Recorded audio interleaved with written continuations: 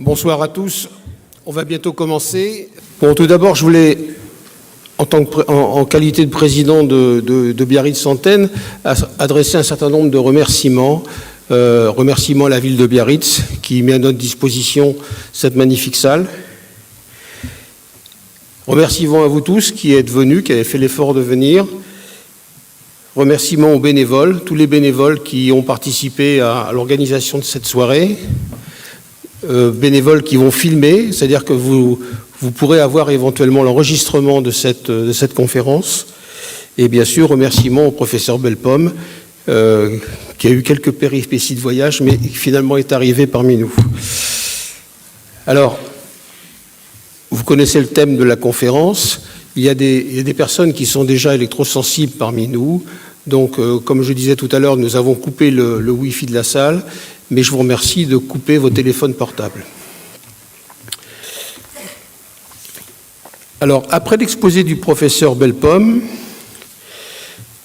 nous ferons passer des micros dans la salle où vous pourrez poser vos questions. À la fin de la conférence, nous aurons une séance de dédicace de livres. Donc, on a des livres qui sont à votre disposition. Pour nous, c'est une opération totalement blanche. Ils sont au prix de 23,80 €. Et si vous pouvez nous éviter des rendus de monnaie et faire des chèques, ce serait parfait. Et vous faites le chèque. On a marqué des petites pancartes, mais elles ne sont pas très lisibles. Si vous pouvez faire vos chèques à l'ordre de la librairie Bookstore.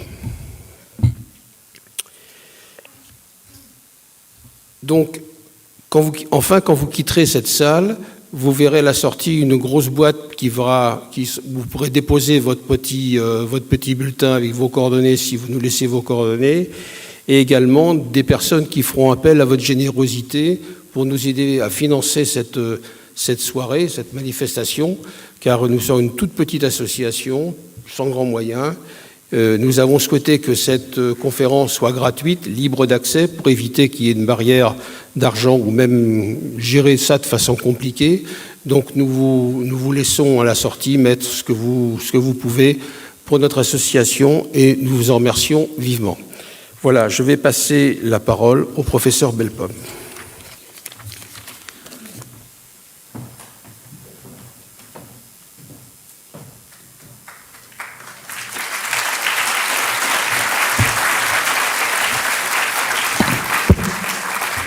Bonsoir à toutes et à tous. Merci pour cette invitation.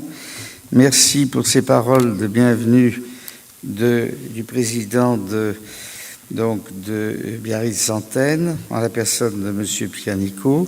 Je suis particulièrement heureux d'être parmi vous ce soir, d'autant que j'ai un ami, M. Jacques Parvillier, qui est dans la salle avec son épouse, que je n'avais pas revu depuis quelque temps, et qui a lui-même organisé il y a quelque temps à Biarritz une conférence à laquelle j'étais venu. Vous voyez que tout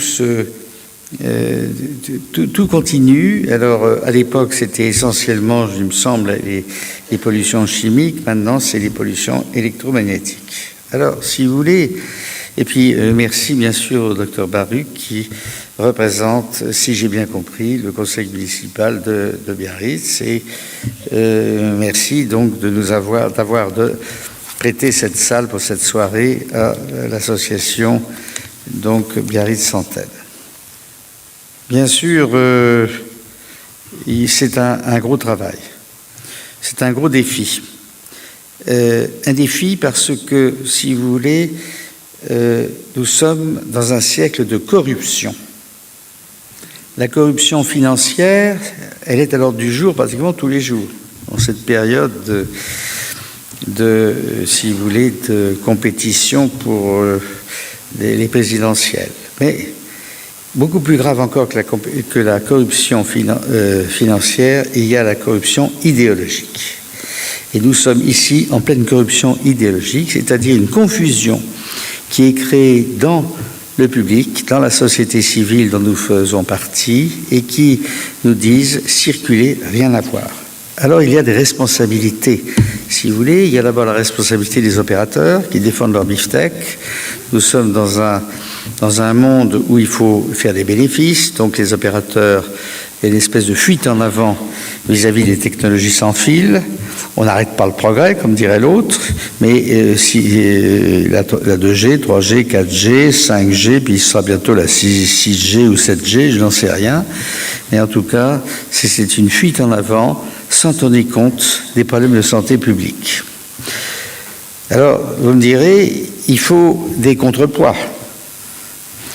Les contrepoids sont difficiles à mettre en place. Alors, premier contrepoids à cette fuite en avant, ça pourrait être, si vous voulez, le corps médical. Malheureusement, le corps médical est, si vous voulez, comme je le disais tout à l'heure au docteur Baruch, eh bien, il n'a pas reçu, les médecins qui pratiquent aujourd'hui n'ont pas reçu dans leur cursus universitaire des indications suffisantes pour parler de ce que j'appelle maintenant la médecine environnementale, c'est-à-dire des pathologies qui sont liées à l'environnement. Et donc, il faut qu'ils apprennent cette nouvelle pathologie. Beaucoup le font, mais pas tous. D'autant qu'il y a une confusion qui est entretenue par les médias. C'est-à-dire que, si vous voulez, les médias reprennent ce que disent les opérateurs qui, de toute façon, par l'intermédiaire des lobbies, nous mentent en disant que tout va bien dans le meilleur des mondes. Et donc, les médecins se disent, au fond, il n'y a rien de prouvé. Donc, tant que c'est pas prouvé, on ne peut pas dire que les maladies qu'ont les malades sont liées au champ électromagnétique. Et puis, beaucoup plus grave, vous avez les agences de l'État. Et je voudrais dire quelques mots à propos de l'ANSES. L'ANSES qui est, si vous voulez, cette agence qui, normalement, doit s'occuper de la sécurité sanitaire liée au travail et à l'environnement. Et donc là, vous avez notamment un groupe de travail qui a été créé sous obédience de différents spécialistes qui vont prendre des décisions pour informer les politiques. Alors, ils vont faire des rapports, ils font des rapports. Alors, malheureusement, si vous voulez, ces commissions sont faites par des personnalités qui sont peut-être compétentes dans certains domaines, mais qui, en l'occurrence, ne le sont absolument pas dans le domaine des champs électromagnétiques. D'autant plus que, si vous voulez, très peu de chercheurs en France se sont attaqués au problème des effets sanitaires des champs électromagnétiques. Et donc, les conclusions sont erronées. Comme exemple, nous avons envoyé, il y a un an, 40 fiches, puisque c'est un système de fiches. D'abord, il y a une espèce de, si vous voulez, là encore, de malhonnêteté intellectuelle du groupe de travail qui s'occupe de cette agence qui s'occupe des champs électromagnétiques, puisque ils se sont donnés comme mission de mettre à la disposition du public le pré-rapport qu'ils comptent envoyer aux politiques, mais ils le font en juillet et août, c'est-à-dire qu'ils donnent 2 mois pour que des experts puissent éventuellement améliorer ce qu'ils avaient écrit dans le pré-rapport. Alors, le pré-rapport concernant champs électromagnétiques et enfants, la conclusion, c'était il n'y a aucun danger chez l'enfant des champs électromagnétiques. C'est absolument inacceptable. C'était en contradiction formelle avec les résultats, notamment en provenance des scientifiques américains. Nous avons envoyé 40 fiches et fort heureusement, ils ont dans le rapport final, ils ont dit pour l'instant, on n'a rien mis en évidence, mais on ne sait pas ce qu'il faut faire. Il faut poursuivre les recherches. Donc, c'était déjà un peu mieux que de dire qu'il n'y avait aucun danger. Là, il y a un rapport qui est en train de se mijoter sur l'électrosensibilité. Et là, si vous voulez, là, c'est une confusion complète, si vous voulez, une malhonnêteté scientifique dans l'interprétation des publications internationales, une incompétence. Alors, d'autant qu'à cela se joint, si vous voulez, le seul article publié dans une revue scientifique internationale. C'est le travail que mon équipe a fait, faisant état de la plus grande série mondiale de sujets examinés cliniquement, investigués biologiquement, de sujets se disant être atteints d'une électro-hypersensibilité. Or, si vous voulez, dans le pré-rapport, il y a une annexe spéciale pour critiquer ligne après ligne ce rapport, qui a bien sûr quelques détails qui peuvent prêter à discussion, mais qui avait été accepté par des pairs internationaux, dont aucun français, parce qu'il n'y a pas malheureusement, il n'y a pas d'experts français autres que mon équipe. Et si vous voulez, à cela s'ajoute contrairement à ce qu'ils disent, une perte d'indépendance scientifique. Autrement dit, vous avez quelques publications. Il y a une incompétence d'abord par le fait que pratiquement des candidats, sauf un ou deux, n'a publié des travaux sur l'électro-hypersensibilité. Deuxième point, sur les champs électromagnétiques et en particulier sur l'électrosensibilité. Deuxième point, il y a une perte d'indépendance parce que les quelques articles qui ont été faits sur les champs électromagnétiques l'ont été en signature avec des pseudo-scientifiques travaillant à la solde des opérateurs. Alors, il fallait les chercher en Belgique ou en Allemagne, mais là, il y a une perte d'indépendance de jugement, parce que ces gens-là, par affinité, si vous voulez, défendent, bien sûr, les intérêts des opérateurs. Troisième point, des millions d'euros ont été consacrés par la France pour les recherches sur les champs électromagnétiques, et malheureusement, il n'y a aucune étude publiée, et la fameuse étude de Cochin qui a été programmée, si vous voulez, on n'a toujours pas programmé il y a quelques années, il y a 3, 4 ou 5 ans, je ne sais pas exactement, il n'y a aucun résultat accessible actuellement. Où sont passés les millions d'euros, 2 ou 3 millions d'euros, qu'on a distribués, si vous voulez, pour faire ces travaux sur l'électro-hypersensibilité. Et je dis aujourd'hui, très très calmement et sereinement, qu'il faut qu'il y ait une enquête de l'IGAS et si vous voulez, de la Cour des comptes pour essayer de voir où sont allés ces deniers consacrés à la recherche sur les champs électromagnétiques. Alors, si vous voulez, ça c'est les problèmes des agences. Vous avez également, bien sûr, le problème des politiques. Et les politiques, si vous voulez, il y a manifestement, si vous voulez, on nie ou on dénie la vérité. Et à la décharge des politiques, il faut dire qu'ils ne sont pas informés correctement, puisque les agences de l'État ne font pas leur boulot, et que le corps médical, on entretient une confusion dans le corps médical, y compris par les quelques scientifiques qui pourraient donner un avis éclairé, également ont des préjugés, et donc on est dans une confusion complète. Alors, reste que faire devant, si vous voulez, cette situation de déni complet face à un problème de santé publique majeur? Eh bien, il est évident que c'est à la société civile de faire le boulot.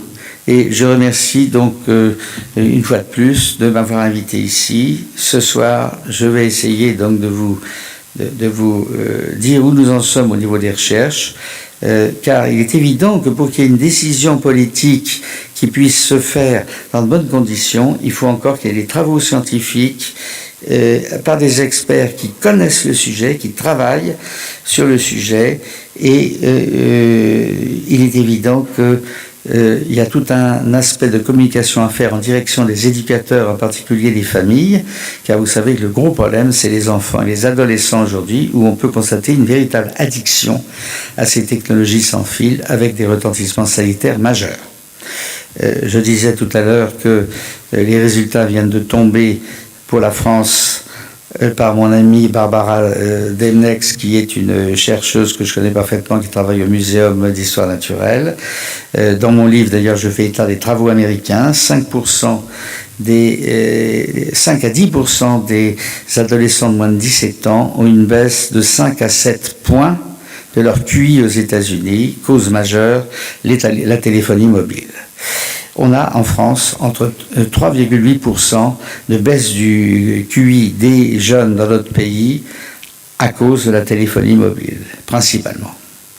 Donc voilà, nous sommes dans une situation où il y a un véritable problème de santé publique qui doivent de toute façon intéresser tout de même les politiques. Or, combien de politiques qui, dans cette course à la présidentielle, combien ont parlé de santé et d'environnement ? Très très peu, si vous voulez, alors qu'il y a aujourd'hui, en termes de santé publique, 20% de nos concitoyens, bientôt 25% de nos concitoyens qui sont reconnus en ALD, c'est-à-dire affection longue durée par la sécurité sociale, parce qu'ils ont une affection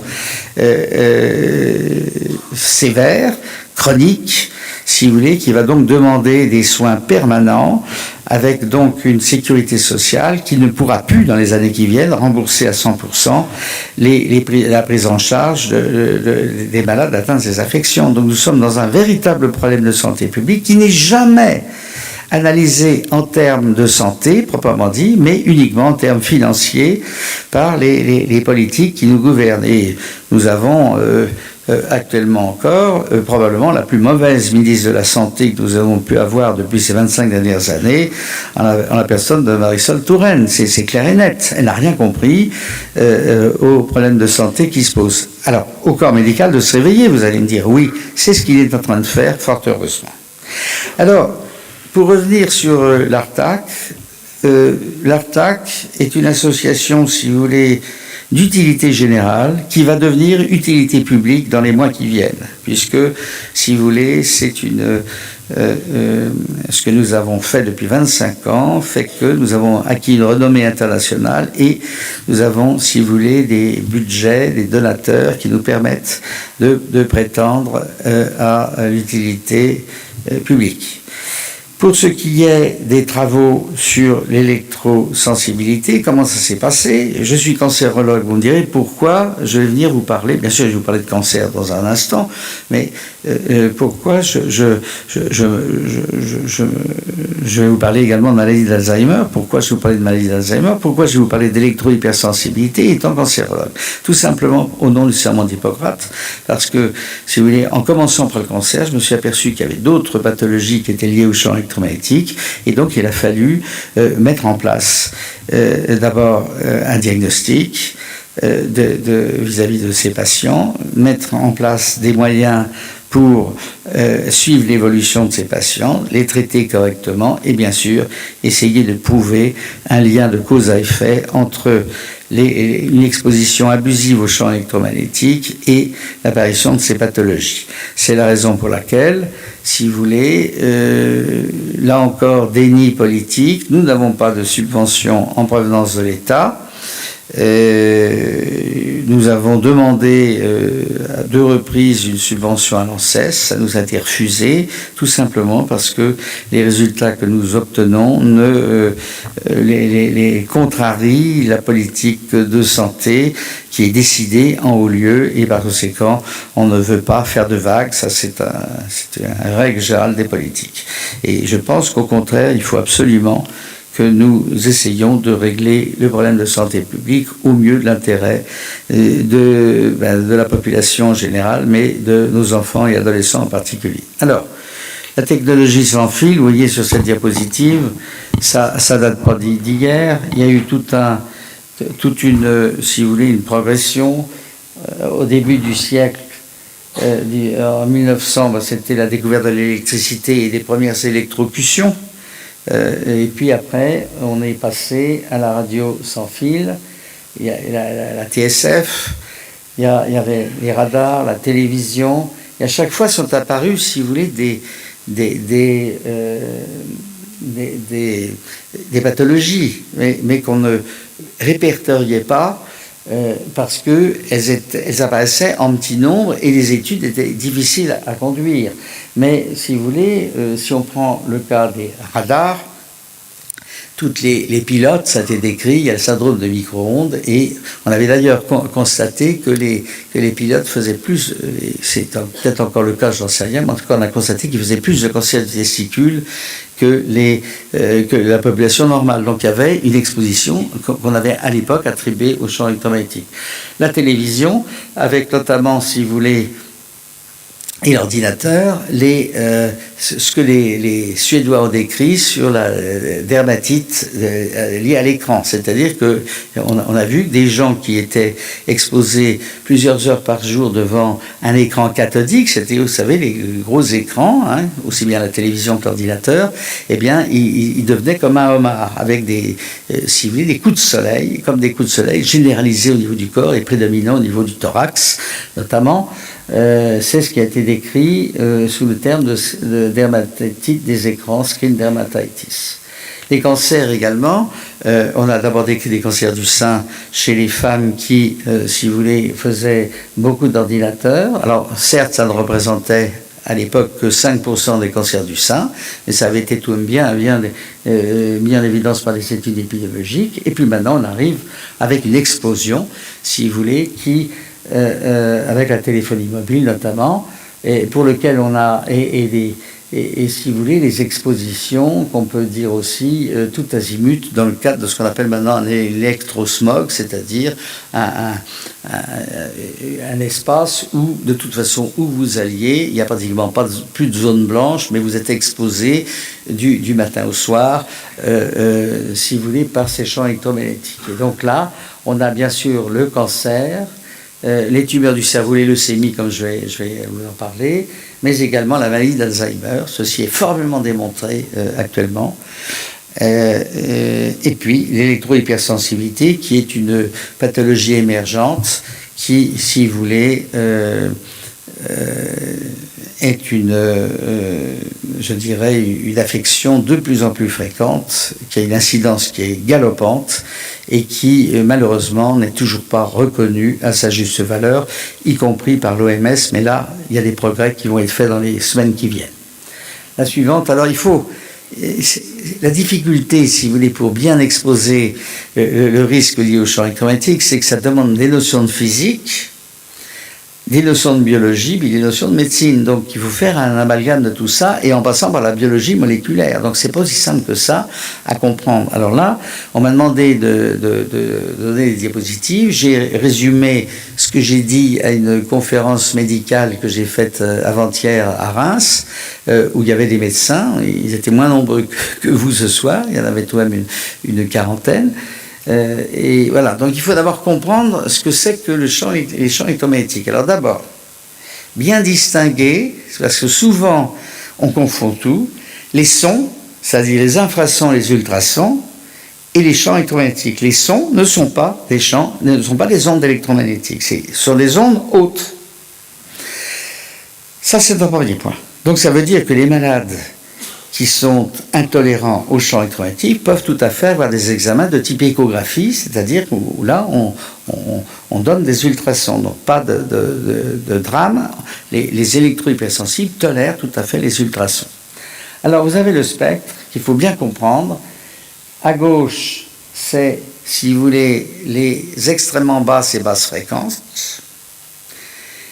Et tout au bout là-bas, vous avez les rayonnements gamma, les rayonnements X, donc vous avez la radioactivité pour une certaine part, les rayons X, et puis vous avez entre les deux, ce qui va séparer les rayonnements non ionisants qui sont à gauche, et les rayonnements ionisants, vous avez les ultraviolets. Alors vous voyez qu'il y a d'ailleurs l'infrarouge, la lumière visible et les ultraviolets. Bon. C'est-à-dire la lumière naturelle, la lumière solaire. Les infrarouges sont utilisés en médecine parce que c'est thermogène. On peut arriver, on fait de la chaleur et on peut mettre sous une lampe à infrarouge. Ça peut, si vous voulez, d'abord les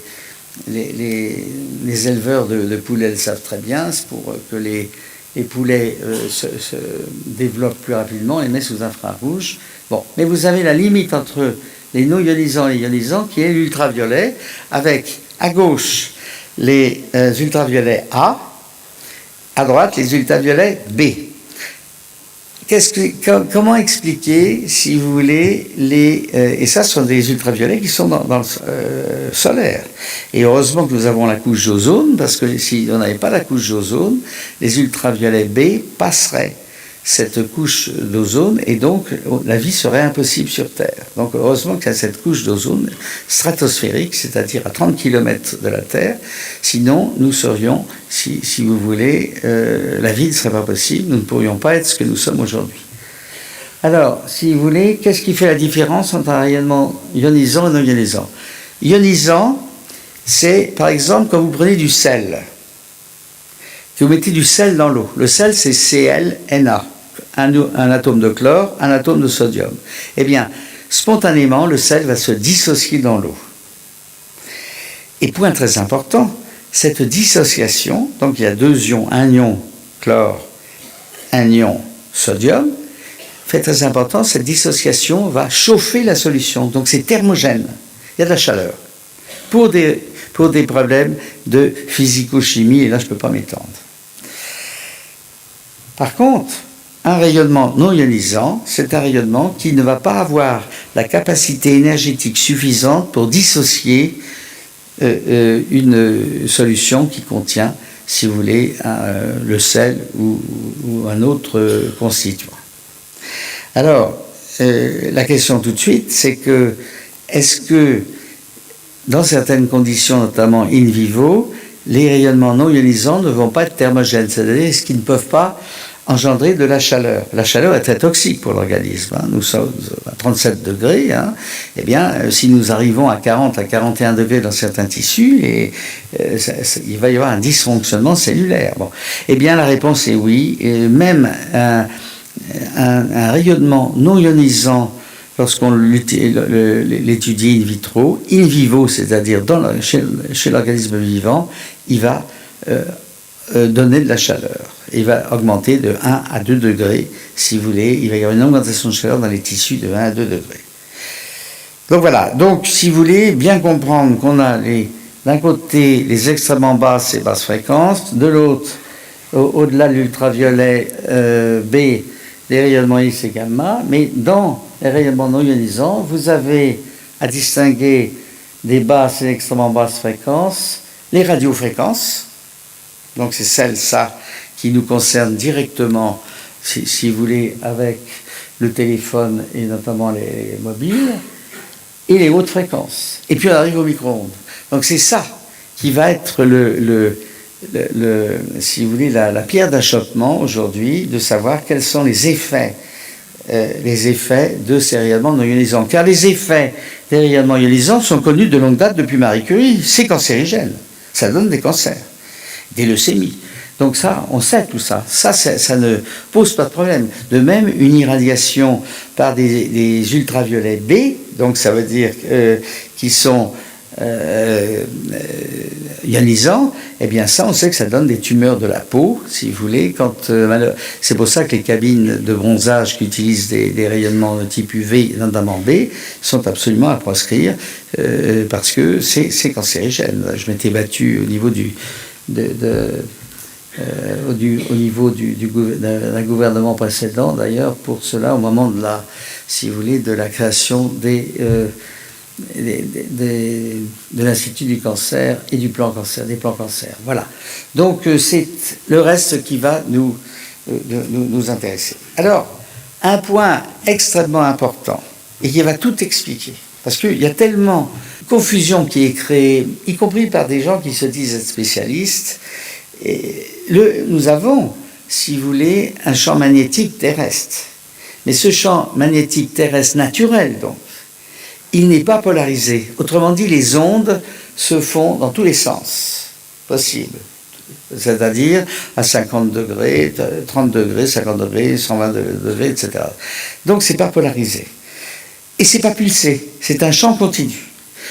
Or, si vous voulez, l'organisme a été adapté depuis des millions d'années à ces champs terrestres, et nous avons d'ailleurs des récepteurs qu'on appelle des magnétorécepteurs qui vont tout à fait être sensibles aux champs terrestres naturels, à tel point que la migration des oiseaux, par exemple, s'explique par un magnétorécepteur qui se trouve dans l'œil droit, pas dans le gauche, dans l'œil droit des oiseaux en général, et qui permet aux oiseaux de se diriger non seulement avec la lumière visible, c'est-à-dire le soleil, etc., mais avec des champs électromagnétiques qu'ils récupèrent au niveau de leur œil droit, parce qu'ils ont des magnétorécepteurs à ce niveau-là.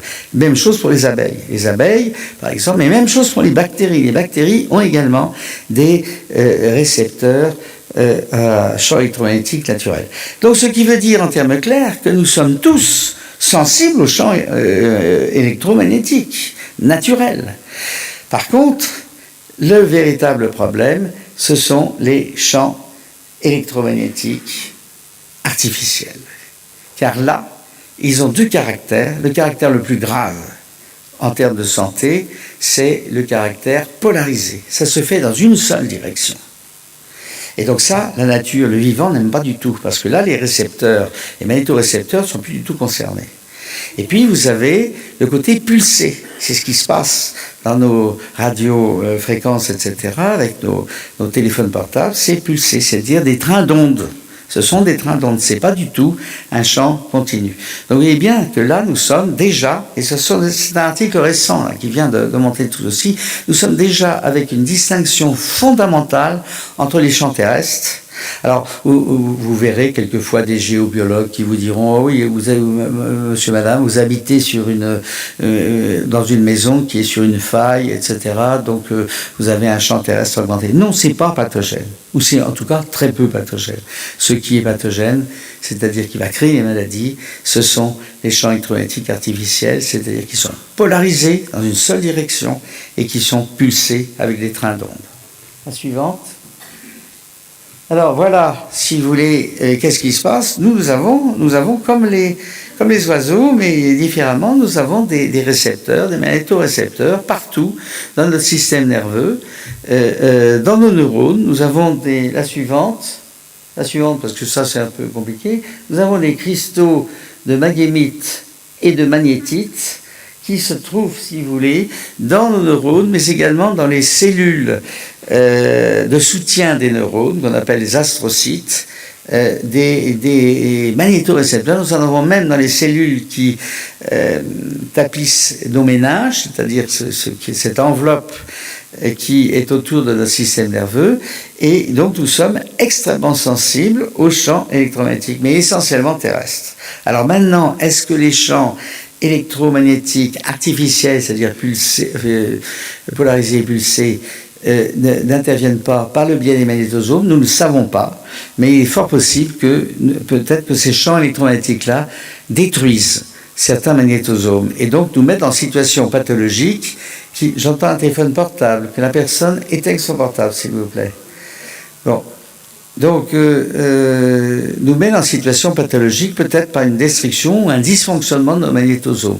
Les abeilles, par exemple, si vous voulez, on sait pertinemment que les abeilles ne retrouvent pas leur ruche lorsque la ruche est mise sous une ligne à haute tension, par exemple. Les abeilles ne retrouvent pas leur ruche tout simplement parce qu'il y a une perturbation de leur magnétosome naturel, donc des champs magnétiques terrestres. Et tout ceci s'explique maintenant au niveau de la biologie de façon absolument claire et nette pour vous dire que ce que nous faisons avec nos champs électromagnétiques artificiels, eh bien, il y a des conséquences qui peuvent aller jusqu'à la santé. Alors, je vais pas vous parler des plantes et des animaux. Mon ami Gérard Ledoy, qui fait partie d'ailleurs de la commission de l'ANSES, du groupe de travail de l'ANSES tout à l'heure, et qui, si vous voulez, s'est posé, je ne devrais pas révéler la question, mais enfin n'est pas du tout d'accord avec la façon dont procède l'ANSES. Donc, à un moment donné, il était venu me voir en disant, écoute, je vais m'en aller de ce groupe-là de recherche. Je lui ai dit, non, reste dedans, parce qu'il vaut mieux tout de même essayer de dire la bonne parole à l'intérieur. Bon, nous avons écrit un article ensemble de biologie cellulaire et moléculaire, mais c'est quelqu'un qui travaille sur les plantes, qui a démontré que si vous mettez par exemple des plantes de tomates en présence de champs électromagnétiques, vos tomates ne vont pas se fructifier, vous n'allez jamais arriver aux fruits, et il va y avoir même, la plante va pousser en évitant les champs électromagnétiques. Donc vous voyez que le vivant, c'est un ensemble.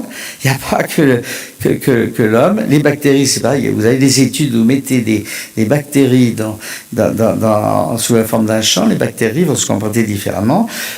Tous les agriculteurs vous diront que si vous avez une ligne à haute tension qui traverse leur pâturage, eh bien les bovidés qu'ils ont ne vont pas mettre bas pour les veaux. Ils vont avoir une perte de veaux avec des avortements à répétition ou même des malformations congénitales chez le veau une fois qu'il est né. Donc si vous voulez, les agriculteurs le savent. Mais qui les écoute dans le système, si vous voulez, dans lequel nous vivons aujourd'hui? Bien sûr qu'ils ne sont pas écoutés. Alors moi, je reste dans ce que je vais vous dire ce soir, les cancers, la maladie d'Alzheimer, où là les choses sont absolument démontrées. Et puis je vais vous parler d'électro-hypersensibilité.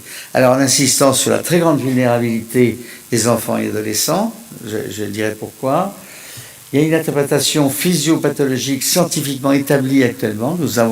Il y a énormément de données de laboratoire qui permettent d'étayer et de comprendre comment une exposition abusive au champ électromagnétique artificiel, bien sûr, va créer ces pathologies. Et puis, le problème de santé publique qui n'est pas résolu, ceci est clair, j'en dirai quelques mots, bien sûr, au cours de ce que je vais vous dire la prochaine.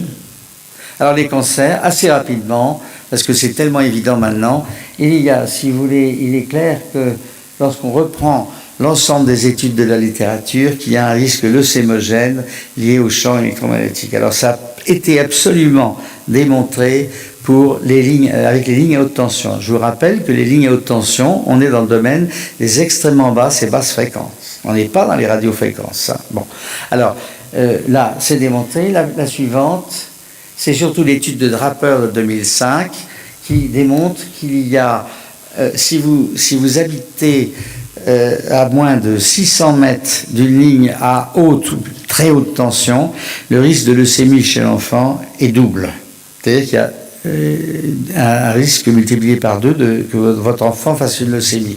Bon.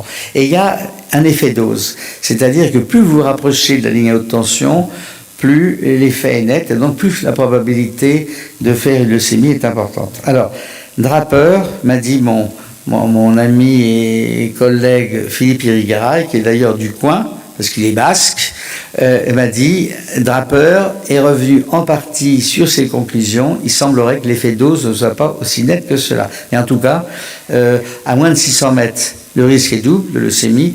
Et lorsque vous êtes à plus de 600 mètres, le risque disparaît parce qu'il est leucémie de l'enfant. Voilà. Alors, si vous voulez, ça c'est différents rapports qui ont été faits. J'ai été auditionné notamment par Monsieur Daniel Raoul, qui a fait une plaquette sur cela. Il est clair que c'est par ce biais-là que de la cancérologie que j'ai accroché, si vous voulez, l'étude des effets sanitaires des champs électromagnétiques sur l'organisme. Alors, les leucémies, d'accord, il y a d'autres choses. Je vais passer sur ça pour aller directement aux tumeurs du cerveau. Alors là, si vous voulez, on va aller dans les radiofréquences, c'est-à-dire le portable.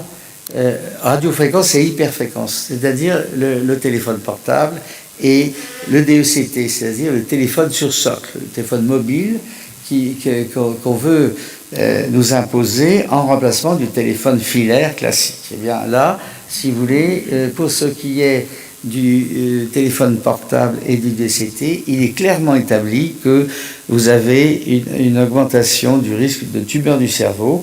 Alors, on va comprendre pourquoi. Ce sont des glioblastomes, c'est-à-dire que c'est à partir, non pas des neurones, il n'y a pas de tumeur des neurones, hein, ça n'existe pas.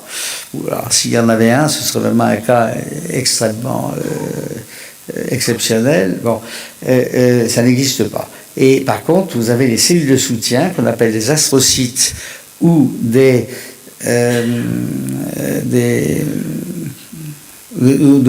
cellules de la microglie qui, si vous voulez, peuvent donner des astrocytomes ou des glioblastomes qui sont des tumeurs donc, du cerveau.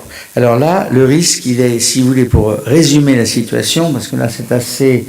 Vous voyez, il y a des articles un petit peu partout, et pour résumer la situation, il y a, si vous voulez, en gros, si vous avez moins de 20 ans, si vous téléphonez avec un téléphone portable ou un DECT plus d'1 heure par jour avec, et cela pendant 5 ans, vous avez une augmentation du risque de tumeur cérébrale du côté où vous avez utilisé le portable qui est multiplié par 5.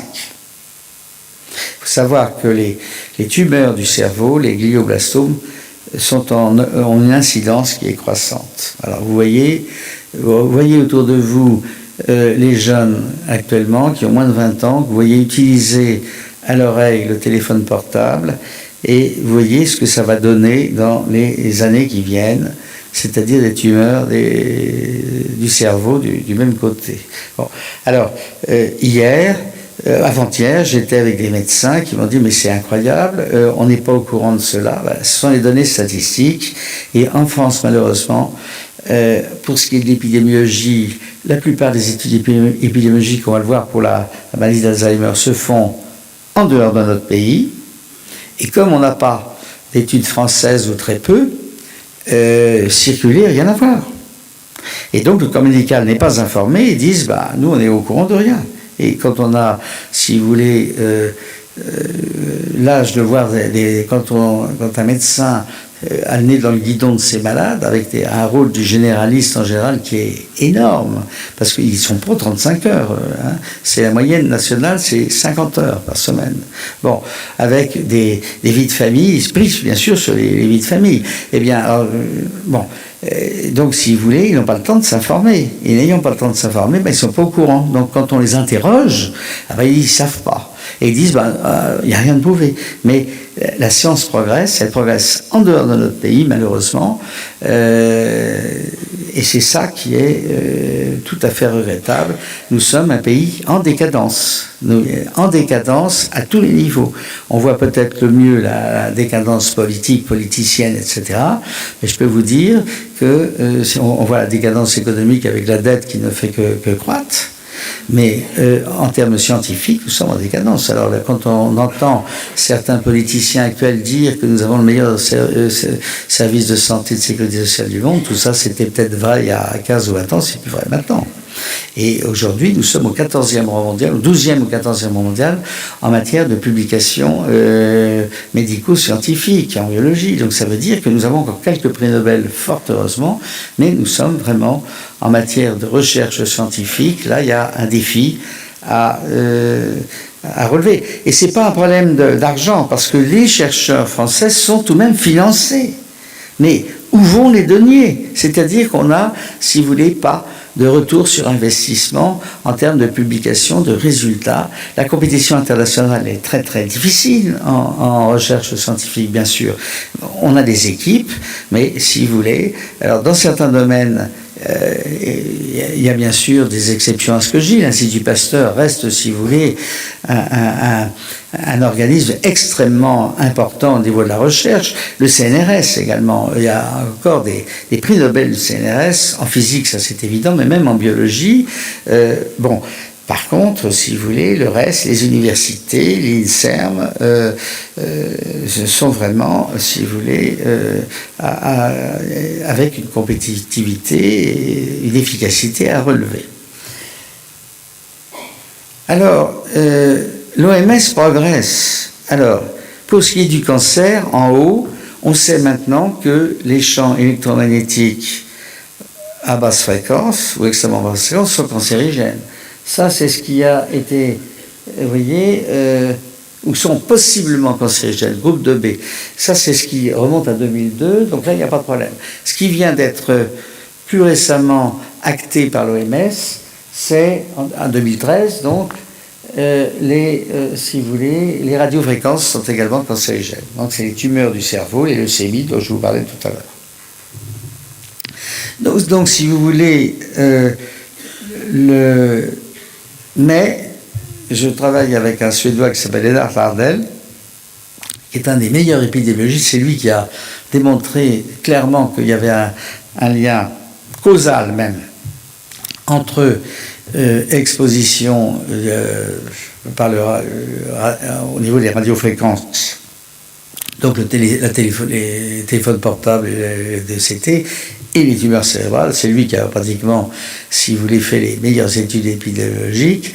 Et on me disait, le groupe 2B de l'OMS n'est pas suffisant, c'est pas possiblement cancérigène qu'il faut dire, c'est probablement cancérigène. Et nous avons une réunion le 15 février, donc c'est bientôt, début mars, pardon, à l'OMS, pour justement faire en sorte que l'OMS revienne sur sa classification en 2B pour passer au groupe 2A qui est probablement cancérigène. Et peut-être qu'un jour on arrivera à certainement cancérigène lorsqu'il y aura, si vous voulez, plus de progrès faits dans les recherches. Mais je le répète, la plupart des recherches sont faites à l'étranger, non pas dans notre pays malheureusement. Alors, tout ce qui est en bas, c'est autre chose. Ça concerne l'électro-hypersensibilité avec les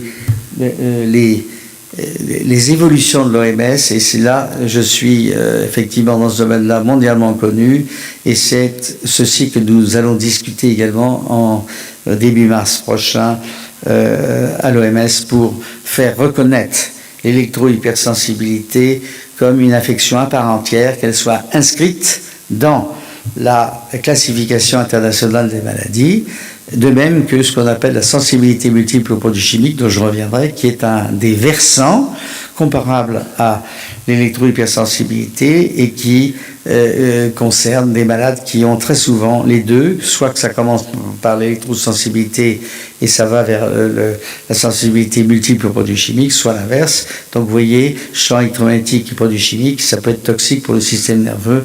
Je vais y revenir. La suivante. Alors l'Alzheimer, là, il n'y a vraiment aucun problème.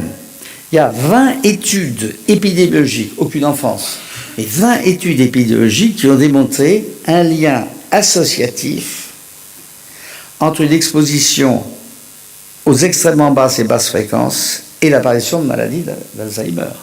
Et nous avons des arguments biologiques pour dire que ce lien est causal, notamment les expériences toxicologiques. Donc aujourd'hui, il faut bien retenir que la maladie d'Alzheimer est en partie liée à des champs électromagnétiques de basse ou d'extrêmement basse fréquence.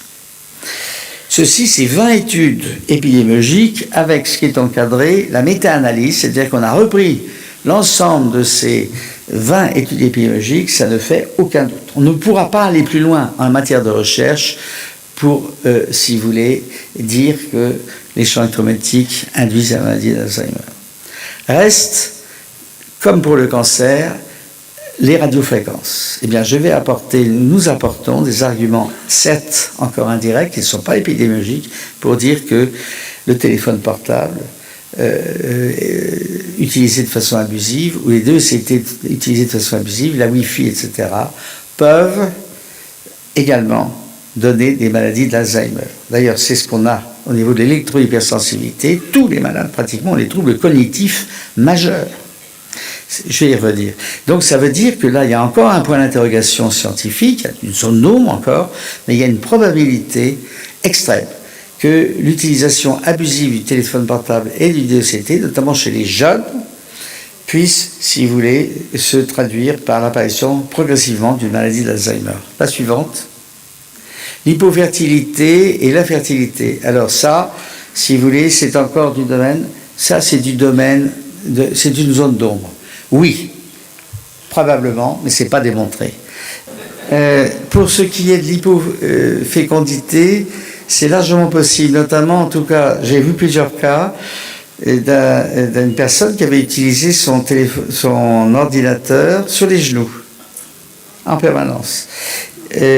Il est démontré aussi maintenant qu'il y a une augmentation des avortements spontanés chez les femmes lorsqu'elles utilisent un portable sur les genoux. C'est deux choses qui sont actuellement avec des preuves qui commencent à exister, mais qui ne sont pas encore des quasi-certitudes scientifiques. C'est pour ça que je reste très prudent là, mais en tout cas la précaution qui s'impose de jamais utiliser un ordinateur, d'autant plus s'il est connecté en Wi-Fi, sur les genoux. Et sur les genoux, et jamais dans un mobile, dans un train ou dans une voiture, bien sûr. La suivante, on va avancer. Alors là, si vous voulez, c'est la troisième partie, c'est la partie que je connais le mieux, bien qu'ayant travaillé sur les cancers beaucoup avec mon ami Ardel. C'est maintenant là quelque chose qu'on doit véritablement à l'ARTAC. Alors à l'ARTAC, si un certain nombre d'entre vous vous inscrivez, vous aurez le bulletin qui concerne le cancer, parce que comme son nom l'indique, c'est essentiellement nous travaillons sur le cancer, avec d'ailleurs un test de dépistage qui fait l'objet maintenant d'un brevet, enfin, qui est sur la voie de faire l'objet d'un brevet international. Et essentiellement, il y a joint au bulletin une lettre, la lettre pour les électro-hypersensibles, si vous voulez, pour faire état de tous les travaux que nous faisons sur l'électro-hypersensibilité. C'est essentiellement en France que nous faisons ces travaux-là, mais ça se fait également au travers d'un institut que nous avons créé, qui est l'Institut de recherche sur les maladies de l'environnement, qui est à Bruxelles, qui s'appelle l'ESRI, et qui donc s'occupe plus particulièrement également au niveau international de l'électro-hypersensibilité. Alors, ça c'est un petit peu difficile à bien comprendre, et là il faut lutter contre les confusions qui existent, y compris au niveau de certains médecins. Il faut distinguer l'intolérance. L'intolérance, c'est les symptômes que vous avez sans forcément être électro-hypersensible. L'électrocution, par exemple. À l'électrocution, vous allez avoir des symptômes, comme un coup de soleil, des brûlures, etc., puis des arrêts cardiaques éventuels. Donc, il y a tous des symptômes cliniques et biologiques. Quand vous êtes dans un champ électromagnétique important, vous avez des symptômes. Ça ne veut pas dire, si vous voulez, que vous êtes électro-hypersensible, je vais y venir tout de suite. Vous êtes intolérant, vous ne tolérez pas les champs électromagnétiques. Mais ça, je vous ai expliqué pourquoi et comment, parce qu'ils sont polarisés et pulsés. Et puis vous avez la sensibilité, là c'est tout autre chose. Il y a ce qu'on appelle un abaissement du seuil de tolérance. Autrement dit, vous allez être intolérant, donc présenter des symptômes cliniques et biologiques pour des intensités extrêmement faibles de champs électromagnétiques. Et donc, ça veut dire que ça va expliquer que ces électro-hypersensibles, tous les opérateurs, tout le monde rigole parce qu'ils se disent « Oh non, regardez-moi, ils sont hypersensibles alors qu'ils sont sensibles aux champs électromagnétiques. » Mais tout ça, c'est dans la tête, puisque moi, je suis à côté et je tolère tout à fait bien ces champs électromagnétiques. Mais eux, ils ont eu une anomalie particulière qui a fait que dans leur système nerveux, nous allons voir, ils ont un abaissement du seuil de tolérance. Et par ailleurs, ils ont une extension de leur intolérance à l'ensemble du spectre électromagnétique. Autrement dit, ça peut commencer par une intolérance aux radiofréquences sans concerner les extrêmement basses et basses fréquences, et puis au fur et à mesure de la progression de la maladie, ça va concerner y compris les extrêmement basses ou basses fréquences. Ou ça peut commencer par les extrêmement basses et basses fréquences, aller aux radiofréquences, jusqu'à la lumière visible. J'ai dans ma série de 1500 cas, 3 cas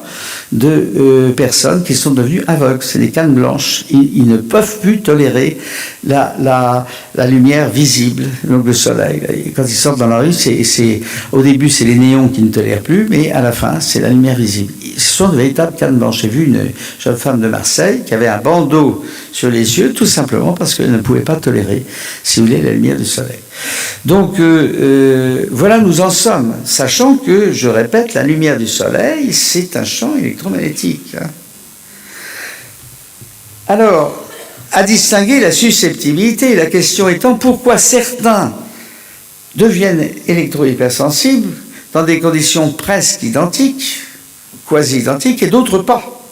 Ça, c'est la susceptibilité. C'est-à-dire que là, il y a non seulement l'environnement qui existe, mais il va y avoir aussi la réponse de l'organisme. Et cette réponse de l'organisme, elle a 2 volants. Génétique, les gènes, certains ont des gènes de susceptibilité aux champs électromagnétiques. On ne les connaît pas encore. Mais il y a des familles où dans la famille, on retrouve une susceptibilité aux champs électromagnétique sous forme notamment soit d'une photophobie, soit une photophobie, c'est une intolérance à la lumière du soleil notamment, ou si vous voulez une véritable électro-hypersensibilité. Et ça se transmet. Alors on ne sait pas encore bien comment ça se passe, bien sûr. Et deuxième volet, ce qu'on appelle l'épigénétique. Alors là, c'est extrêmement important. Nous sommes à la veille d'une révolution médicale extraordinaire, aussi importante que, si vous voulez, je dis que c'est une révolution copernicienne parce que c'est aussi important que le séisme déclenché par Copernic qui disait, puis entretenu par Galilée après, qui disait, ben non, la Terre, le Soleil ne tourne pas autour de la Terre comme on pouvait le voir en se levant le matin puis en se couchant le soir. Non, pas du tout. C'est la Terre qui tourne autour du Soleil. Eh bien, en médecine, cette révolution épigénétique est absolument énorme. D'ailleurs, mon prochain bouquin va s'intituler La révolution épigénétique. Enfin, il y en aura un sur d'abord les champs électromagnétiques, mais il y en aura un autre sur la révolution épigénétique. C'est d'ailleurs ce qui fait que j'ai été, après ce livre-là, j'explique ce que c'est que la révolution épigénétique déjà dans ce livre, mais c'est après ce livre, les gens de l'Académie des sciences m'ont demandé justement de venir, etc. Et donc, il y a des contacts qui ont été pris justement sur cet aspect-là. Alors, je répète, l'électrohypersensibilité, abaissement du seuil de tolérance, extension progressive à l'ensemble du spectre électromagnétique. Sachant que là, j'expliquerai tout à l'heure ce que c'est que l'épigénétique. Enfin, en deux mots, c'est la façon dont fonctionnent nos gènes. Mais j'expliquerai ça après. Alors ça, c'est l'article qu'on a publié dans une revue en 2000, ça date déjà de 2015. Cet article-là a fait tout de même le tour du monde. Il n'y a qu'en France qu'il n'est pas accepté. Bon, j'y peux rien. C'est ce qui, en tout cas, si vous voulez, me met, comment dirais-je, vis-à-vis de l'ANSES en opposition vis-à-vis de l'ANSES, parce que manifestement, les critiques qui sont formulées... La vocation d'un scientifique, c'est d'accepter les critiques. Ça, c'est clair. Le doute méthodique, c'est ce que Descartes disait. Mais, si vous voulez, quand les choses ont déjà été revues par les scientifiques, parce qu'avant cet article-là, pour être accepté, il a déjà été corrigé par les scientifiques. Parce qu'on n'a jamais, si vous voulez, le premier jet correct. Donc, voilà. Il a été accepté par deux experts internationaux, et plusieurs experts internationaux, mais deux reviewers en particulier, et donc là, l'ANSES n'a aucune compétence, enfin, le groupe de travail de l'ANSES n'a aucune compétence et il critique. Alors, pour créer un peu plus de confusion, bien sûr, dans les médias et dans le public. La suivante. Alors, vous voyez, à l'époque, c'était 1216 cas, c'est la plus grande série mondiale. Alors, ce qui est très très important, il y a deux choses. Premièrement, il y avait 521 cas d'électrohypersensibilité, 52 MCS. Alors, c'est ce que je vous ai dit tout à l'heure, 52 cas de MCS, c'est ce qu'on appelle la Multiple Chemical Sensitivity, sensibilité multiple aux produits chimiques. Alors, cette sensibilité se définit exactement comme pour l'électrohypersensibilité. Autrement dit, ce sont des sujets qui ont un abaissement du seuil de tolérance aux produits chimiques. C'est-à-dire que si vous avez les produits chimiques, si vous voulez, parviennent à notre organisme sous forme de molécules volatiles.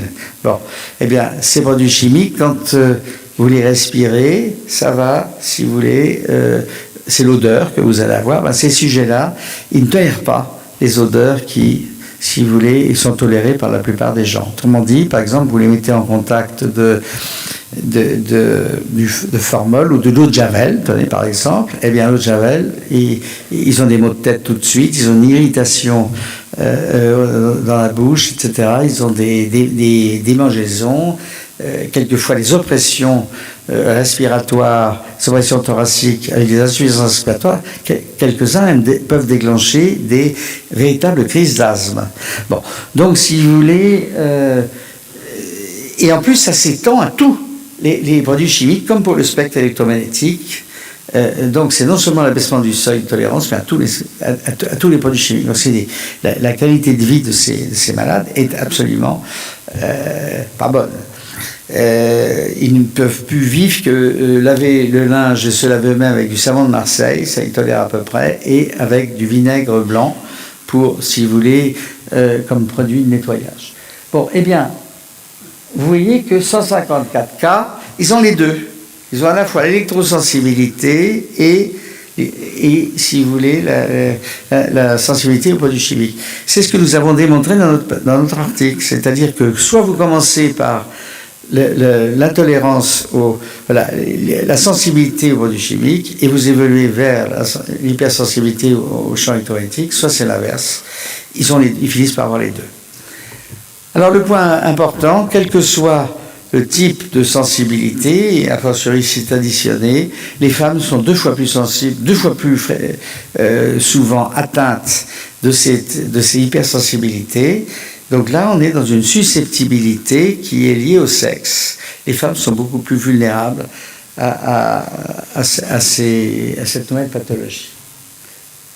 Voilà, donc là, ça résume ce que je viens de vous dire. Vous voyez que le sexe ratio, c'est-à-dire le nombre de femmes sur le nombre d'hommes, vous voyez, c'est en bas, 66% de femmes, 65% de femmes, 76% de femmes comparé aux hommes. Donc c'est vraiment les femmes qui sont les plus touchées par cette pathologie. La suivante. Voilà, alors nous avons défini, nous sommes en train de publier l'étude clinique qui concerne cette pathologie. Il y a une phase de début. C'est surtout douleur, chaleur au niveau d'une oreille pour les gens qui utilisent un portable ou les fourmillements qui apparaissent dans la main qui tient la souris de l'ordinateur, des maux de tête très rapidement et si vous voulez surtout alors des troubles de la sensibilité superficielle et profonde. C'est des gens qui perdent l'équilibre, quelquefois même ça peut conduire à des chutes. Et puis surtout des troubles cognitifs, perte de mémoire immédiate et troubles de l'attention, de la concentration. Et ça, c'est pratiquement constant. Et donc, si vous voulez, là, on est dans une affection neurologique, c'est clair et net.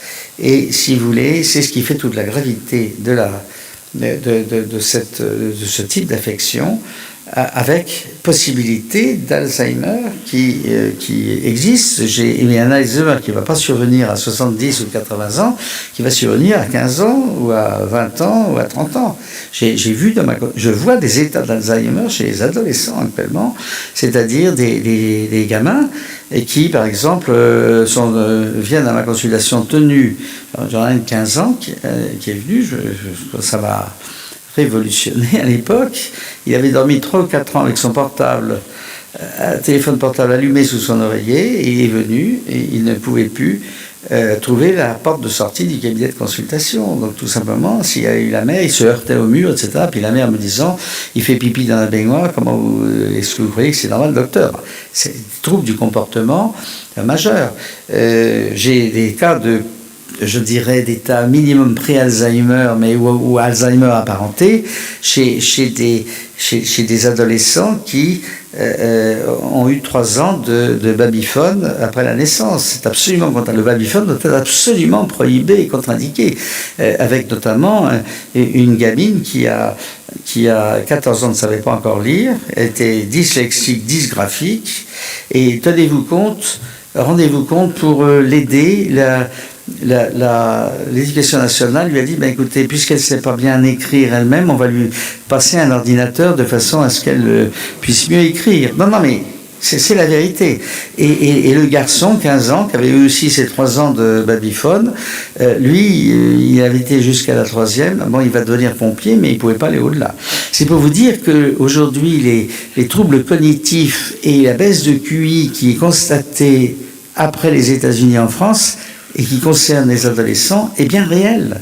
Et donc, que vont devenir ces jeunes qui sont autour de leur ordinateur avec de véritables addictions l'ordinateur? Vous avez des jeunes qui tapotent leur ordinateur jusqu'à minuit, 1h du matin, et puis qui ne suivent pas bien leur cours, leur classe, etc., ou qui, si vous voulez, téléphonent avec l'ordinateur, avec le téléphone portable plusieurs heures par jour. Donc ceci, c'est ce qui existe en pratique. Il y a une étude qui a été faite à Saintes, si vous voulez, qui n'est pas loin de chez vous, chez des chez les gamins de 3e, seconde, première, où il y avait, et la moyenne, c'était fait par les professeurs de lycée ou collège, je ne sais plus, 200 CMS par jour. La moyenne était à 200 SMS par jour, sous les tables. Donc il est clair que là, il y a un problème si vous voulez, d'éducation et de reprise en main des jeunes. Alors, si l'éducation nationale n'a pas compris, puisque maintenant ils mettent des tablettes partout, la Wi-Fi partout, il faut que les parents et grands-parents relèvent le défi. Alors, phase inaugurale, phase d'état, une triade, insomnie, fatigue, dépression. Ben oui, c'est des malades qui sont... ils ne dorment pas.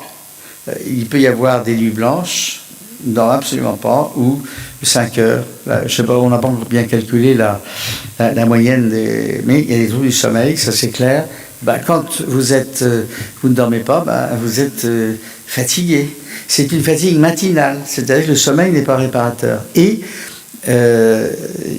ça conduit à une dépression, parce qu'il y a quelquefois un épuisement physique, donc de la fatigue, mais auquel va s'ajouter, qui conduit à une dépression, mais à laquelle va s'ajouter le refus du corps médical. Autrement dit, comme les médecins ne connaissent pas cette pathologie, ils vont dire, mais vous avez tout dans la tête. Et ils envoient en consultation de psychiatrie, ce qui est absolument une erreur, car ces malades sont absolument conscients, lucides de leur état. Il y a des formes psychiatriques, c'est vrai, mais là, on côtoie la maladie d'Alzheimer, mais avant que cette maladie d'Alzheimer arrive, les sujets sont tout à fait normaux et ont une pathologie qu'il va falloir traiter.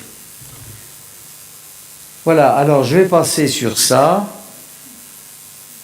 Alors, il y a des critères cliniques, mais c'est insuffisant. Donc il a fallu mettre au point des critères objectifs. Alors je vais y insister un peu, mais passer assez vite parce que c'est très compliqué. Voilà, l'histamine. Dans 40% des cas, il y a un taux d'histamine qui est augmenté chez ces patients. Ça, c'est ce que nous avons publié également. Donc ça veut dire que ce n'est pas des maladies psychosomatiques ni psychiatriques. Il y a vraiment des marqueurs chez ces malades-là. Ce que je suis en train de venir vous dire ce soir, pour cette nouvelle pathologie, ce sera reconnu dans les années qui viennent. Tout le corps médical vous dira, bah oui, c'est vrai, il n'y a pas de problème, etc. Quand Pasteur a dit, du temps de Pasteur, les gens du corps médical disaient, quand on lit la littérature de l'époque, le corps médical ne croyait pas du tout que c'était des microbes qui pouvaient expliquer les infections. Et les chirurgiens disaient, les chirurgiens qui ne prenaient aucune méthode, avant qu'on découvre l'asepsie, aucune méthode, si vous voulez, pour mettre un champ stérile, etc., faire tout pour éviter une infection, il disait, moi, avec mon bistouri, s'il y a une bactérie qui est là, je la coupe en deux, donc elle est morte. Donc, tout ceci, c'est des gadgets stupides qui n'expliquent pas la réalité, mais maintenant, qui douterait un seul instant que les infections ne sont pas liées à des microbes? Eh bien, là, ce sera la même chose ici. La suivante. Voilà, alors, deux points très importants, ces deux marqueurs-là que nous avons mis en évidence, la protéinase 100B et ce qu'on appelle la nitrotyrosine. Ce sont deux marqueurs qui vont de stress oxydant, c'est-à-dire qui témoignent d'une souffrance cellulaire et avec ouverture de la barrière hémato-encéphalique. Alors là, c'est un petit peu plus compliqué à comprendre, c'est-à-dire que normalement, nous avons notre cerveau, nos neurones, ils sont isolés par rapport au sang qui circule dans nos artères. Tout simplement parce que, si vous voulez, quand il y a des produits toxiques dans notre sang, qui est passé la barrière intestinale, etc., si ça va au cerveau, ces produits toxiques, ils peuvent faire des dégâts. La nature a bien fait les choses. Il y a, si vous voulez, une paroi vasculaire et une paroi également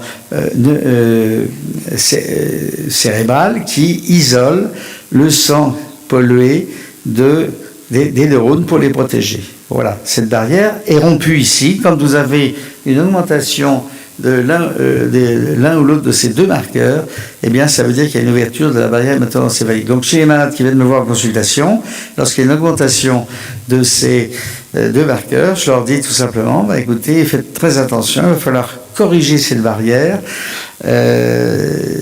par un traitement, de façon à ce que les produits chimiques que vous avez malheureusement dans votre sang n'arrivent pas jusqu'à votre cerveau. Alors, qui ouvre cette barrière? C'est essentiellement les champs électromagnétiques, également certains produits chimiques par voie nasale, mais ça, je ne vais pas vous en parler. Et si vous voulez, ce qu'il faut savoir, c'est que quand la barrière est est augmentée, est ouverte, à ce moment-là, elle va amplifier, si vous voulez, l'inflammation, tout simplement parce que les cellules du sang passent au niveau du cerveau et vont créer ce qu'on appelle une neuroinflammation qui explique les symptômes que présentent les malades. Donc on a maintenant une explication assez claire. On va passer sur ça. Voilà, ça c'est un résumé de tout ce qu'on a trouvé au niveau des marqueurs biologiques. Il y a une chose importante, c'est la mélatonine.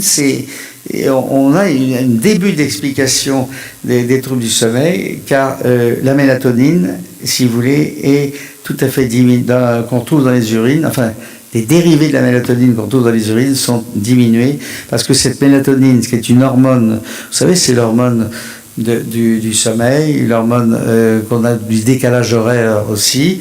Et donc, quand vous voyagez en avion, il faut prendre de la mélatonine pour être sûr que vous n'allez pas avoir une fatigue liée au décalage horaire. Eh bien, cette mélatonine a aussi des propriétés antioxydantes, c'est-à-dire qu'elle va lutter contre le stress chimique induit par les champs électromagnétiques. Et donc, à ce moment-là, elle est consommée en grande quantité, ce qui veut dire que quand vous avez une diminution de ce rapport dérivé de mélatonine sur créatinine, cela veut dire que votre organisme est soumis à un stress qu'on appelle un stress oxydant. La suivante. Voilà, alors, les examens d'imagerie habituels, l'IRM, etc., le scanner, c'est normal tout ça. Il va falloir donc trouver, si vous voulez, d'autres moyens d'imagerie pour essayer de comprendre la maladie. C'est ce que nous avons fait. Nous nous sommes servis d'une découverte française, Limoges, un ingénieur qui a mis au point une machine absolument importante qui, si vous voulez, qu'on a utilisée. Malheureusement, il y a eu des problèmes de brevets, c'est-à-dire qu'il y a des gens qui sont bouffés le nez pour des problèmes de gros sous. Les neurologues français, donc le corps médical, n'a pas voulu reconnaître cet examen tout simple, qui est l'appareil est tout de même agréé par la sécurité sociale, mais ça n'a pas été reconnu par, si vous voulez, l'intelligentsia neurologique française, ce qui fait que l'industriel a arrêté la fabrication de cet appareil, et ce qui fait qu'il n'y a plus qu'un seul appareil, à ma connaissance, qui fonctionne, il est à Paris, donc les malades sont obligés de venir à Paris pour faire cet examen qui est absolument clé pour le diagnostic de la maladie. Voilà, alors, il y a un ordinateur, il y a des ultrasons, et ça explore les lobes temporaux. Alors, qu'est-ce qui se passe ? L'écho-Doppler, là c'est un peu de physique, bon, mais c'est simple à comprendre. Vous avez une émission d'un ultrason, et si l'ultrason rencontre une structure solide, par exemple un globule rouge dans un vaisseau, il va y avoir, l'onde va se réfléchir. Et on va analyser cette réflexion. Maintenant, s'il n'y a rien dans les vaisseaux, s'il n'y a pas de globule rouge, il n'y a aucune réflexion qui va avoir lieu. C'est ça. Le principe, il est extrêmement simple. Et on fait ça pour les lobes temporaux à droite et à gauche. Je vais vous donner des exemples. La suivante. Voilà. Alors, on va modifier l'intensité de l'émission d'ultrasons, c'est-à-dire qu'on va avoir des intensités faibles qui vont arriver en surface. Si vous voyez la peau, l'os, ça va arriver là en surface. Donc, on aura un certain nombre de réflexions là, à ce moment-là. Puis, on va augmenter l'intensité de la source émettrice et vous allez gagner la profondeur avec un certain nombre de zones qui ont été individualisées. Alors, la suivante. Vous avez ici en haut un spectre normal. Si vous voulez, vous voyez que en haut, c'est le lobe temporal droit. À gauche, c'est le lobe temporal droit. À gauche, c'est le lobe temporal droit. Et à droite, c'est le lobe temporal gauche. Vous voyez qu'il y a beaucoup de violet ici, ou de rouge foncé ou marron. Ça passe très largement. Vous voyez que les spectres à droite, les ondes, donc là, ça veut dire quoi ? Ça veut dire qu'il y a des globules rouges dans les vaisseaux. Donc, ce qu'on va mesurer, c'est le flux sanguin au niveau du cerveau. Et puis, ici, chez un électro-hypersensible, vous avez du bleu, du jaune ou du vert, enfin bon. Et vous voyez qu'il n'y a plus d'ondes qui passent. Donc ça veut dire que là, vous avez une diminution du flux sanguin. Donc ce que nous avons découvert, c'est que chez les électrohypersensibles, il y a un déficit du flux sanguin dans les lobes temporaux, droit et gauche, ou droit ou gauche, cela dépend des cas. En général, c'est les deux. Et donc, c'est ça qu'il va falloir traiter. C'est un indice, d'abord, diagnostique, mais ce n'est pas spécifique. La suivante, voilà, c'est pas spécifique, parce qu'on trouve exactement le même spectre chez les maladies d'Alzheimer. La seule différence, c'est que chez les électrohypersensibles, c'est réversible sous traitement, alors que dans le cas des atrophies corticales ou cortico ou sous-corticales, notamment de l'Alzheimer, c'est irréversible. C'est-à-dire qu'on n'arrive pas à récupérer. Mais ça se comprend très bien. Dans l'Alzheimer, la définition d'Alzheimer, c'est des neurones qui sont morts. Il y a une destruction des neurones. Et le point le plus important, je vais le signer dans un instant, c'est que ça commence exactement au même endroit que l'électrohypersensibilité. Je vais en parler. Voilà. Alors, sur ce scan en bas de l'électrohypersensibilité, vous voyez que les zones bleues concernent une zone particulière qui est l'aire capsulothalamique, c'est-à-dire qui va comprendre une partie du système limbique et un noyau thalamique qui, lui, concerne les voies de la sensibilité superficielle et profonde. C'est un peu compliqué tout ça, mais ce qu'il y a d'important, c'est que la baisse de flux vasculaire qu'on constate chez les électrohypersensibles correspond exactement à l'endroit où commence la maladie d'Alzheimer. Voilà. La suivante. Voilà, la suivante, voilà. Alors, l'évolution actuelle d'un Alzheimer, si vous voulez, d'un électrohypersensible, c'est la suivante. Si la personne n'a pas un sevrage électromagnétique complet, ne se fait pas traiter, elle a de grandes chances d'évoluer vers une maladie d'Alzheimer. Alzheimer ou alors maladie de Parkinson ou une sclérose en plaques. Bon, des maladies neurologiques. Si maintenant elle se fait traiter tout de suite, on évite un Alzheimer. Mais cette personne ne récupérera un mode de vie presque normal que si, associé au traitement, il y a un sevrage électromagnétique le plus complet possible. C'est-à-dire plus de portable, plus de DECT, plus de Wi-Fi, vérifier que les lignes de terre sont bien en place dans l'installation électrique, éventuellement donc transformer son lieu de vie en cage de Faraday, je vais y revenir, et puis se protéger des champs électromagnétiques au plan vestimentaire. Ceci est essentiel. Alors, les risques chez les enfants, voilà ce qui se passe. Quand il y a un crâne d'enfant ou d'adolescent même, si vous voulez, il est évident que la dimension du crâne est beaucoup plus petite par rapport à un adulte et que si vous mettez un portable ou un DECT au contact si vous voulez, de l'oreille, il va y avoir une plus grande surface du cerveau qui va être atteinte. Ici, c'est de la chaleur. Je vous ai dit tout à l'heure que même les radiofréquences augmentaient de 1 à 2 degrés la chaleur, donc sont thermogènes. Donc il est clair que les dégâts sont beaucoup plus importants chez les enfants, ça c'est évident. La suivante.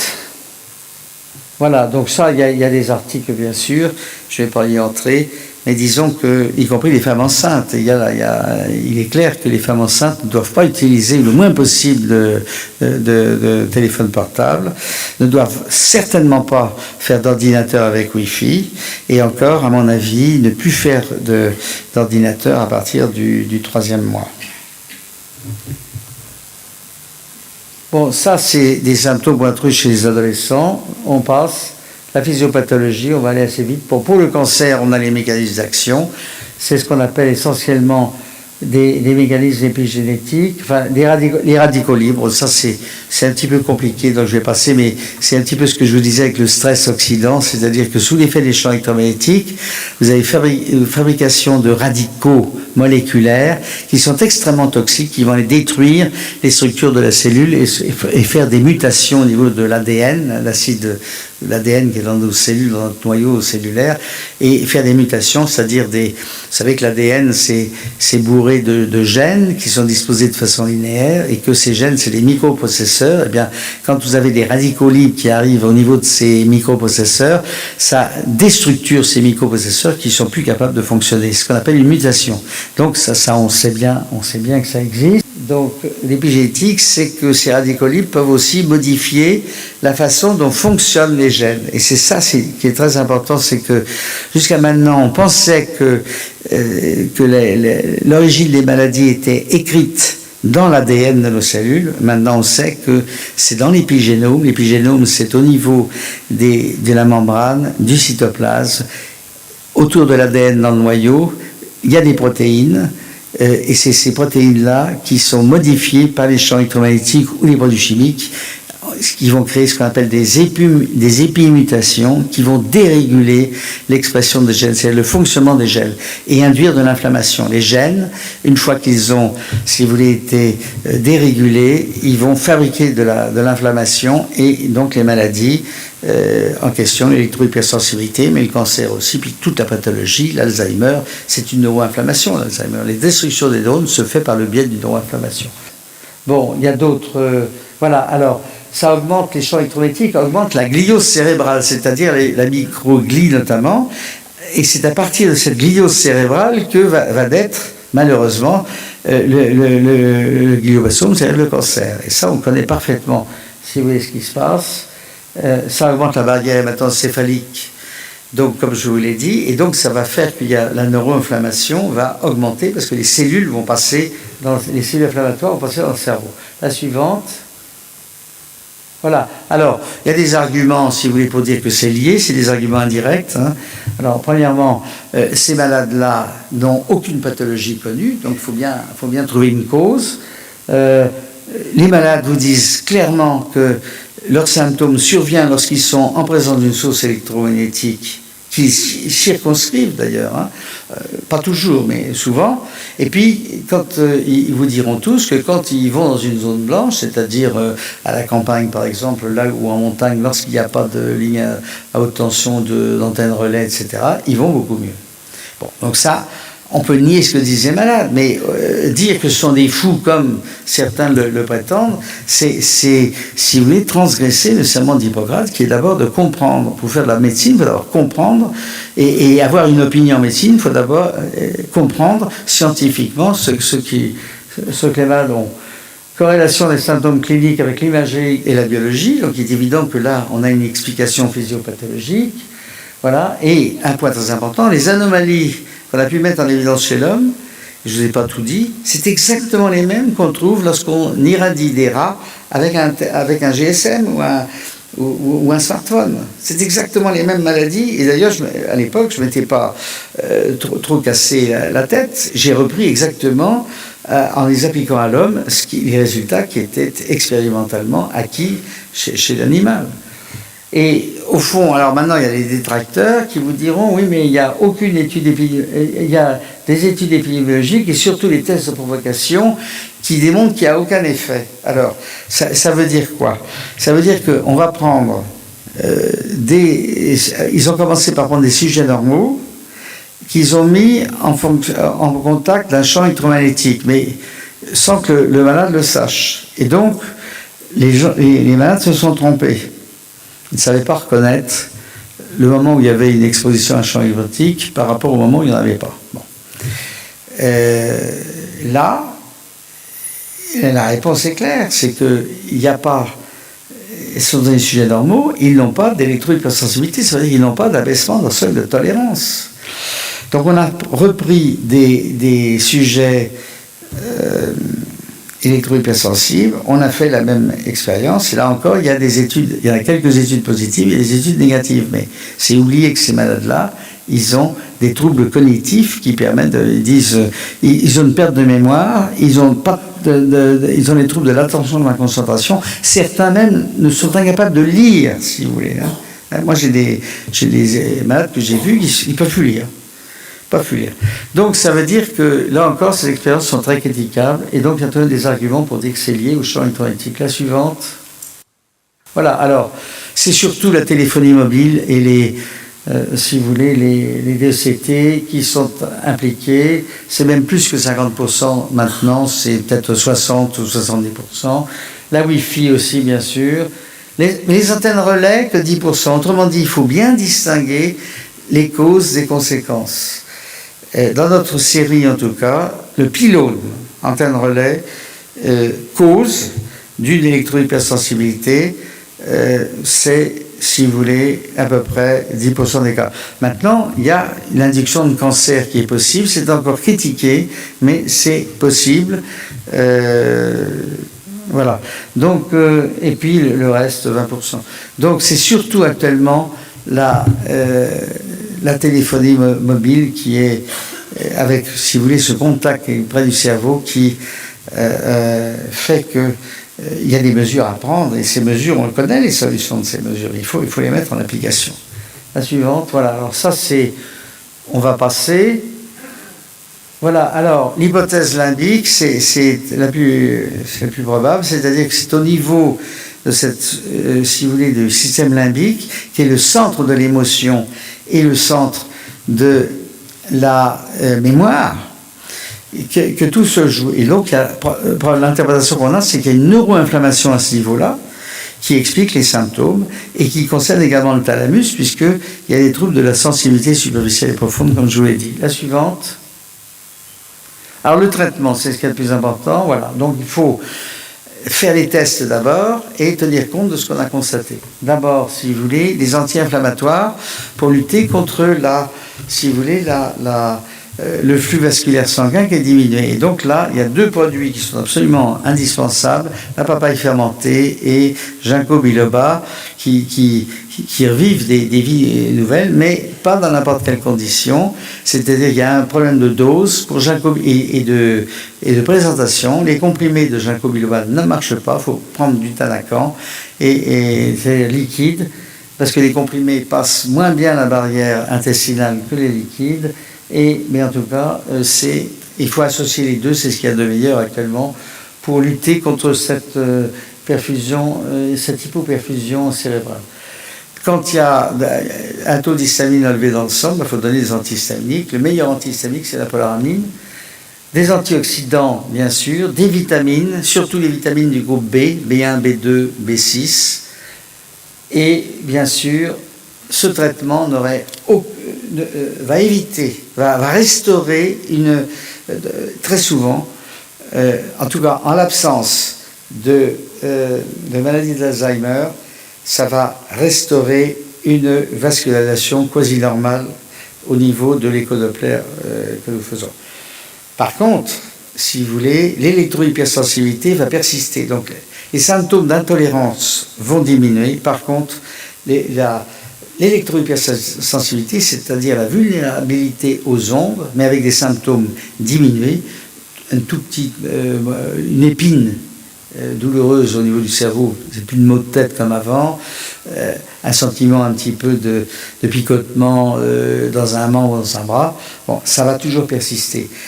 Donc il faudra y associer, si vous voulez, un sevrage électromagnétique. Et d'ailleurs, les véritables guérisons, j'ai à peu près dans ma série 5% de guérison complète, c'est parce qu'il y a à peu près 60% de bonnes réponses cliniques, c'est-à-dire avec retour presque à la normale, si vous voulez, d'une vie presque normale, enfin protégée mais presque normale.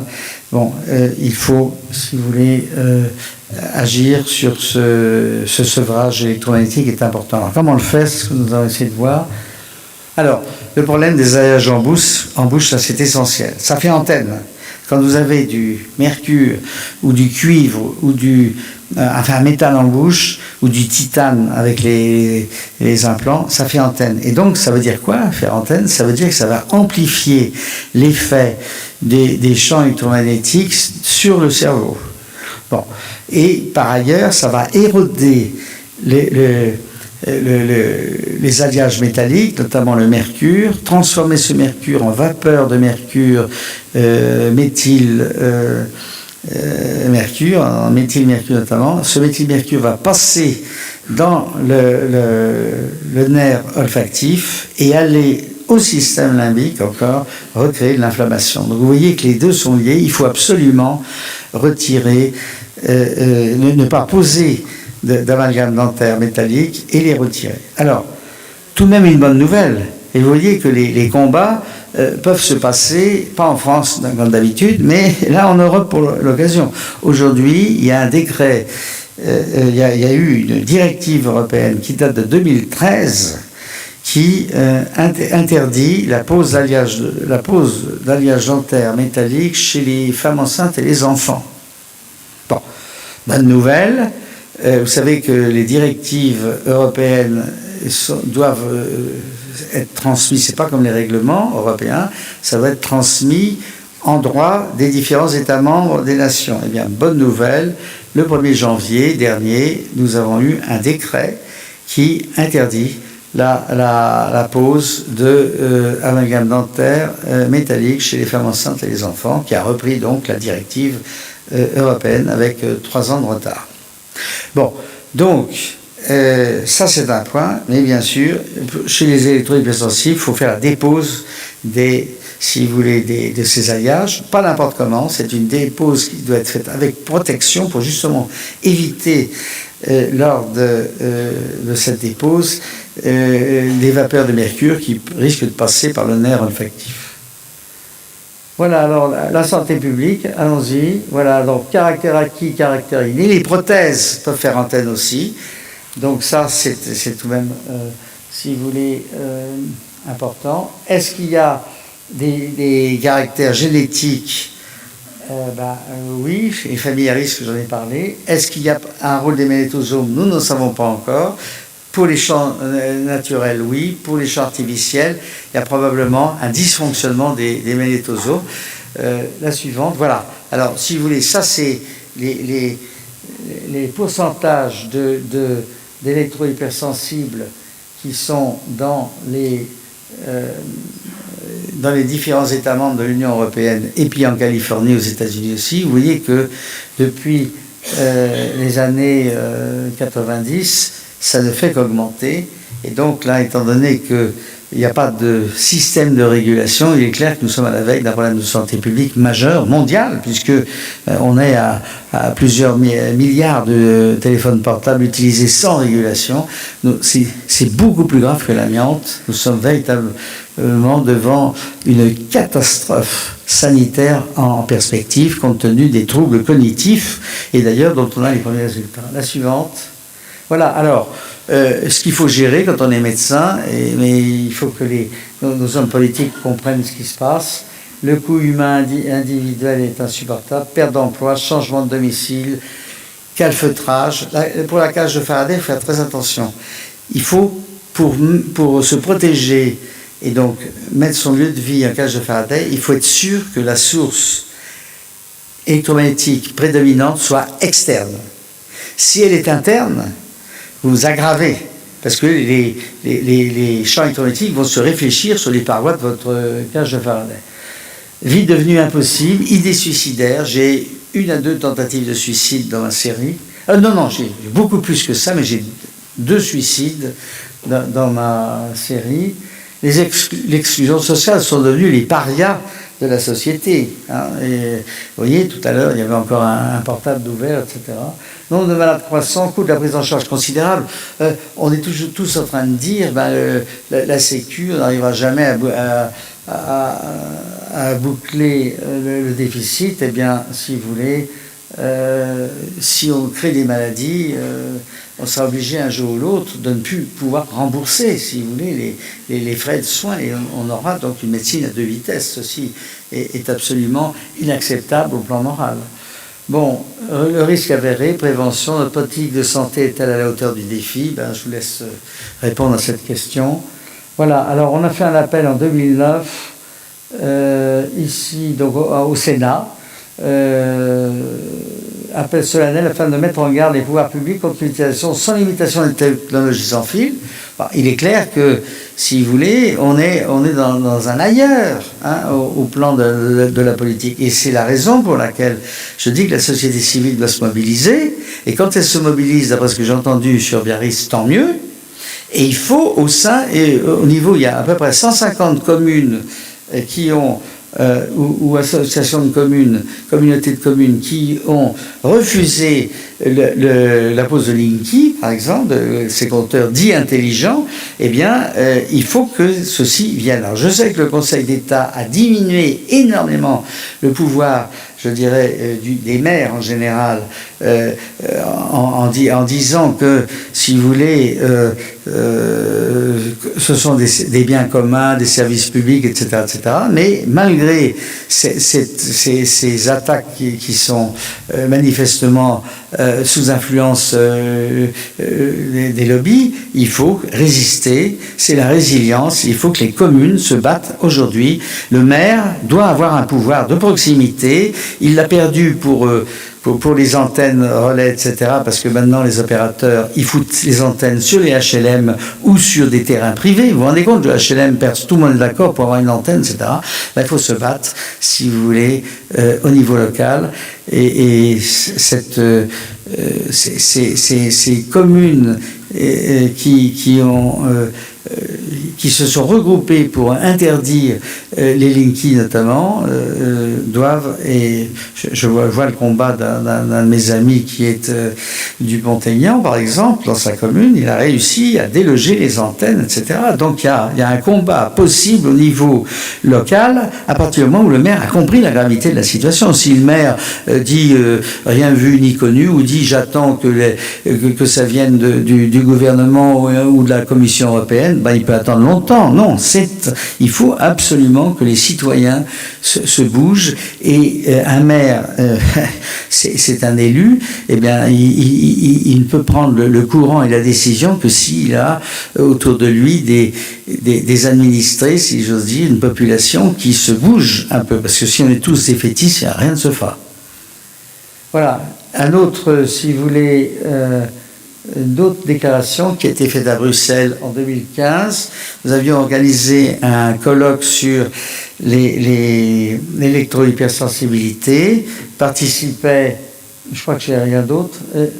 Voilà, non, ça c'est le bouquin. Participaient les pointures scientifiques mondiales sur l'électro-hypersensibilité. C'est la raison pour laquelle, après cet appel-là, nous avons un rendez-vous avec justement un Suédois, un Italien, un Anglais, un Français, etc., à Genève, là, début donc, du mois de mars, pour essayer de faire en sorte que l'électro-hypersensibilité devienne une affection reconnue par l'OMS. Voilà. Alors, une grande partie de ce que je vous ai dit ce soir, pas tout bien sûr, est écrit dans mon bouquin. Il y a la première partie du livre, ça concerne les liens entre environnement et maladie.